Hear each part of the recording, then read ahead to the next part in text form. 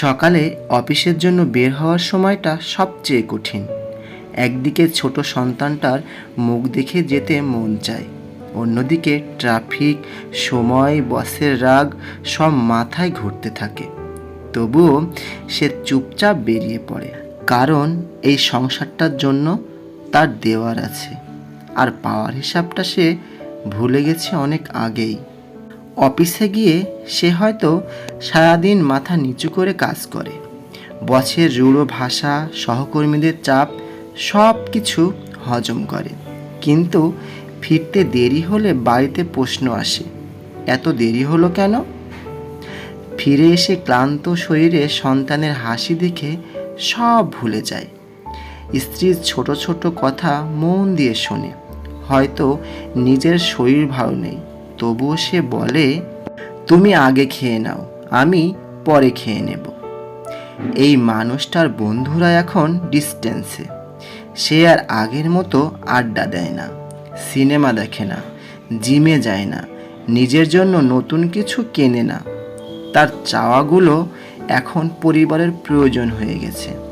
সে কাঁদে না, কারণ কাঁদার সময় নেই। সে অভিযোগ করে না, কারণ কেউ শুনবে না। সে ভেঙে পড়ে না, কারণ যদি সে পড়ে যায় তাহলে পুরো পরিবারটা পড়ে যাবে। তবুও সে হাসে, তবুও সে পরিশ্রম করে, তবুও সে নিজের চাওয়া পাওয়া বিসর্জন দিয়ে সবাইকে ভালো রাখার চেষ্টায় থাকে। এই মানুষটার জন্য কেউ শুভেচ্ছা জানায় না, কেউ বলে না তোমার জন্য আমরা গর্বিত। তবুও সে রোজ নিজেকে শক্ত করে তোলে, কারণ তার চোখে সংসারের স্বপ্ন, আর সেটা ভাঙার অধিকার তার নেই।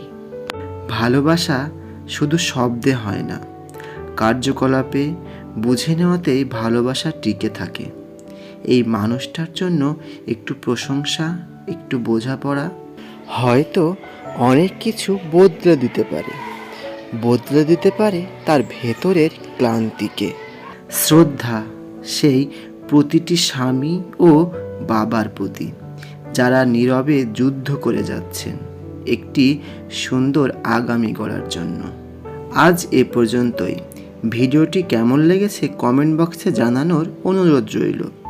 সেই সাথে পরবর্তীতে এরকম ভিডিও পেতে পেজটিতে ফলো দিয়ে রাখার পরামর্শ রইল নতুন কোনো ভিডিওতে। টিল দেন, আল্লাহ হাফেজ।